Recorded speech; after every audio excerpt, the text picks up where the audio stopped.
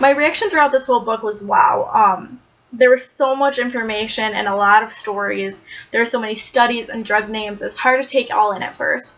But the information given was extremely truthful, and I'm so glad that Robert Whitaker exposed this all. Because if I didn't read this book, I would have known all the effects of drugs over the decades. That's not really brought into attention. All that's in the media, commercials, and all that stuff is how certain medications enhance lives, but it doesn't cover what it really does in the long term to patients and how it hinders them and makes their symptoms intensify.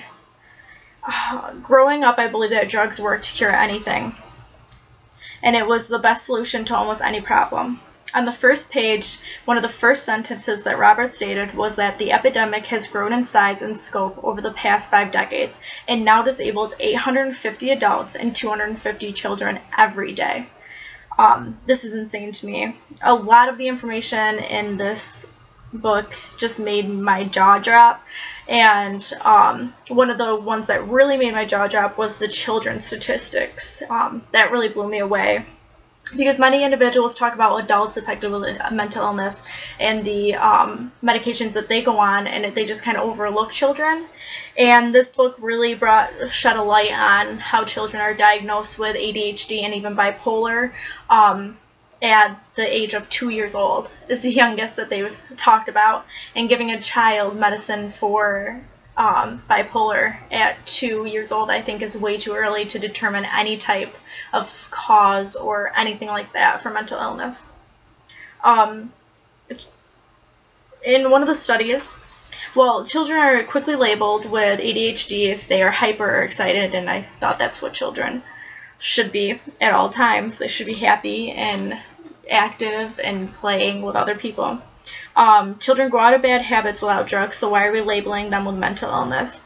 One of the studies mentioned in the book, it states that children off medication, ADHD medication, fared better than children on it, and they were also less likely to be delinquent in their later years.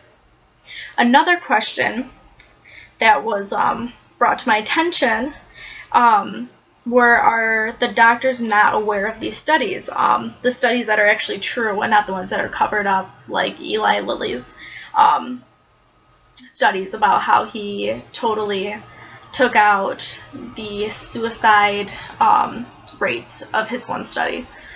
I understand some people may be getting some extra money from med companies, but where are the morals? They are ruining our society one wrong pill at a time. I do, however, think that some individuals that truly do have severe mental illness may fare better with medication, but it needs to be coupled with a type of therapy, such support group, and the doctor needs to be honest with the side effects of medication and not prescribe more than needed. A lot of the personal stories that were told in this book, they were on a cocktail of drugs, probably at least more than 5 each one. In this book, I really liked how he followed some of the individuals' lives to see how they reacted to medicine and also how they did without medicine. Reading the personal stories helped me better understand what he was explaining throughout the book. Growing up, I feel as though I was always taught mental illness is a chemical imbalance and these people will never be able to recover. Before this book and this whole class, I did not think schizophrenia was able to be people were able to recover from that. I thought that was just pretty much a life sentence that they had to live with and that they could never recover from. I learned different.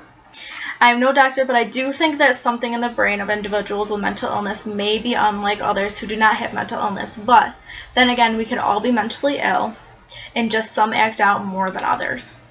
I believe what I do because this was what I was taught, and this is what I saw. I always heard in the media or by word of mouth, oh, they must have something wrong with their brain if they're mentally ill or their brain is broken. They never said anything about anything else.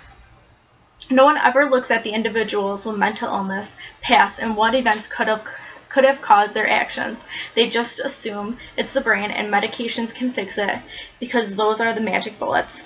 Eric Kandel, MD, a Nobel Prize honoree and professor of the brain science at Columbia University, states, all mental processes are brain processes, and therefore all disorders of mental functioning are biological diseases. The brain is the organ of the mind.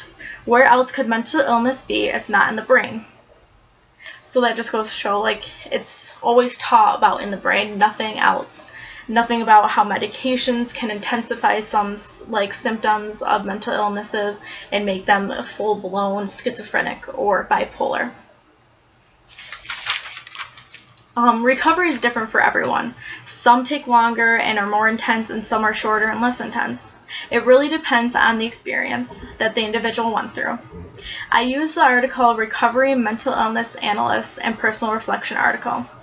I really like the ways of the recovery model and definitely will use it in my own practice. The psychosocial perspective as one feature and the humanistic ideology as another feature.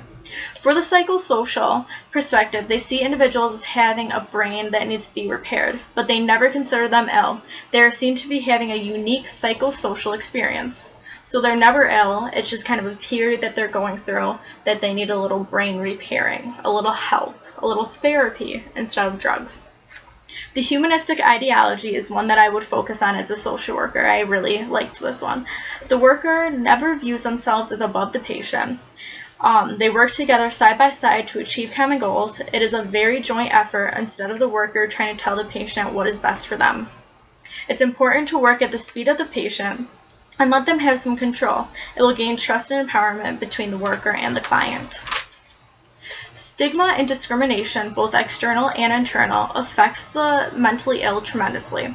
The stigmas held to those with a mental illness may be more difficult to recover from than the illness itself. People who don't understand mental illness just write them off and think that's all they will be for the rest of their lives. Not many people know that individuals can indeed recover from mental illness and be able to live a relatively normal life.